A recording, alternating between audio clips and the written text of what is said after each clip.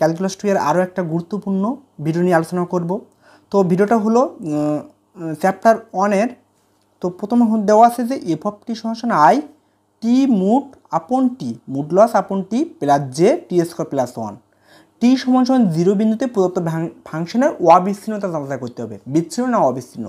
তো বিচ্ছিন্ন এবং অবিচ্ছিন্ন বলতে কি বুঝি, তো এর আগের লেকচারে আমি সেটা দিয়েছিলাম বিচ্ছিন্ন এবং অবিচ্ছিন্ন কি সে বিষয়ে।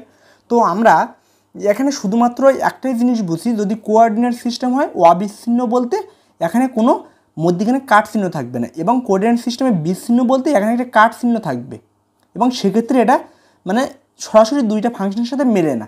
এক কথায় এটাই বিচ্ছিন্ন এবং অবিচ্ছিন্ন। এটা হলো ক্যালকুলাস 1-এ ভালো আলোচনা করা ছিল। আমরা এই বিষয়ে শুধুমাত্র আমার আগের লেকচারে দেওয়া আছে, আমরা এখানে জাস্ট ম্যাথমেটিক্যাল টার্মটা সমাধান করার চেষ্টা করব, ঠিক আছে। তো প্রথমে প্রদত্ত ভেক্টর ফাংশন যেটা দেওয়া আছে সেটাকে আমরা লিখে নিলাম, ঠিক আছে। এখন বলছে যে আমার টি সমান 0 বিন্দুতে প্রদত্ত ফাংশনের অবিচ্ছিন্নতা যাচাই করো, টি সমান 0 বিন্দুতে, ঠিক আছে। তাহলে আমরা লিখব কি এখানে টি সমান 0 বিন্দুতে, তাহলে এফ অফ টি এর স্থলে এফ অফ 0 বসাবো, এবং 0 বসিয়ে এখন আই টি যেখানে যেখানে আসে সেখানে আমরা 0 বসাবো, ঠিক আছে। আপন টি, টি এর স্থলে 0 প্লাস যে একক ভেক্টর বা ইউনিট ভেক্টর টি স্কোয়ার মানে কি 0 তার স্কোয়ার প্লাস 1 দিয়ে দিলাম। তাহলে এ পর্যন্ত কমপ্লিট। তো এখানে দেখো সরাসরি আমরা লিখতে পারি আই 0/0, আই 0 তার মুড লসের মানে হলো এখানে যদি -0 থাকে সেটা সরাসরি 0 হয়ে যাবে, এবং 0 থাকে সেটাও কি 0 হয়ে যাবে। মানে মুড লস এমন এক জিনিস প্রত্যেক মানকে ধনাত্মকে রূপান্তরিত করবে, ঠিক আছে, প্রত্যেক মানকে পজিটিভে রূপান্তরিত করবে।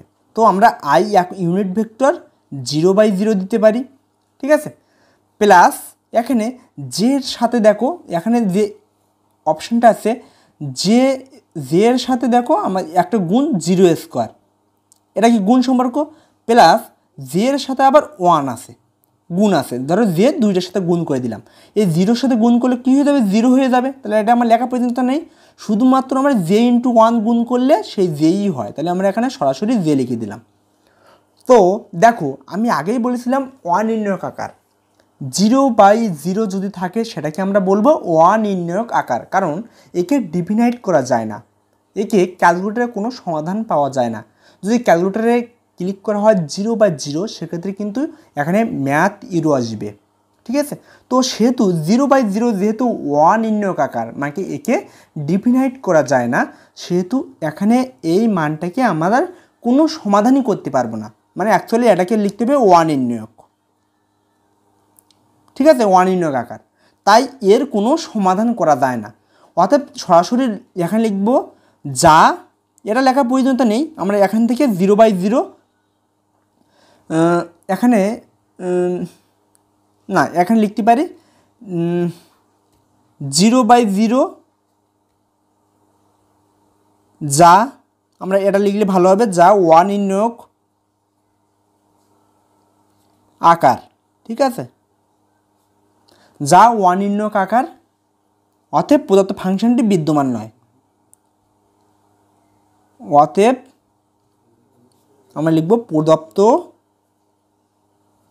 ফাংশনটি বিদ্যমান নয়। যেহেতু বিদ্যমান নয় তাহলে আমরা বুঝতে পারছি একে আমরা ডিফাইন করতে পারবোই না, তাহলে আমার লিমিটের কোনো প্রয়োজনীয়তা আছে? অবশ্যই নেই। আমি এর আগের ভিডিও সুন্দর করে আলোচনা করছি সেটা, যেহেতু আমার এখানে এটাকে আমরা নির্দিষ্টভাবে সমাধান করতে পারছি না বা অনির্ণায়ক আকার, তো যেহেতু অনির্ণায়ক আকার মানে নির্ণয় করা যায় না, তাই আমাকে এখানে লিমিটের কোনো প্রয়োজনীয়তা নেই। তাহলে এখানে কিন্তু সরাসরি অ্যান্সার হয়ে যাচ্ছে, এবং সেটা কি এর রূপটা হবে এই জাতীয় মানে বিচ্ছিন্ন। এখানে সরলরেখা এবং বক্ররেখা যাই বলে এখানে এখানে সরাসরি যুক্ত হয়নি, এখানে বিচ্ছিন্ন হয়ে গেছে, মানে ছন্নছাড়া হয়ে গেছে এক কথায়। তো আমরা এখানে বাংলা লেখাটা ঠিক এভাবে লিখবো, এটা সুতরাং এফ অফ টি ভেক্টর ফাংশনটি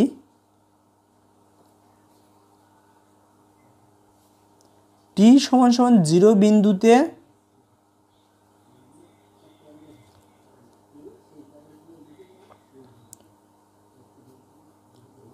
অবিচ্ছিন্ন নয়, অর্থাৎ বিচ্ছিন্ন। ঠিক আছে, অর্থাৎ বিচ্ছিন্ন বলতে এখানে এই সরলরেখা বা বক্ররেখাটা মধ্যখানে একটা কাট চিহ্ন আছে, দুইটা সমান নয়। এখন যদি অবিচ্ছিন্ন নয়, আমি এ কথাটা সহজে টি সমান জিরো বিন্দু বিচ্ছিন্ন এ কথাটা লিখতে পারতাম, কিন্তু লিখলাম না কিসের জন্য? কারণ এখানে প্রশ্নর সাথে মিলানোর জন্য। কারণ দেখো এখানে দেওয়া আছে, আমাকে বলছিল কি অবিচ্ছিন্নতা যাচাই করো, আমাকে কি বলছিল অবিচ্ছিন্নতা যাচাই করো, সে কারণে নয়, সে কারণে আমরা এখানে লিখছিলাম যে এখানে এই বিন্দুতে কি অবিচ্ছিন্নতা নয়, অবিচ্ছিন্ন নয়। ঠিক আছে, অর্থাৎ বিচ্ছিন্ন মানে সরাসরি যুক্ত নেই। জাস্ট এভাবে কিন্তু আমরা অ্যান্সার করব। তো ধন্যবাদ সবাইকে, সবার সুস্থ কামনা করে এখানে শেষ করছি।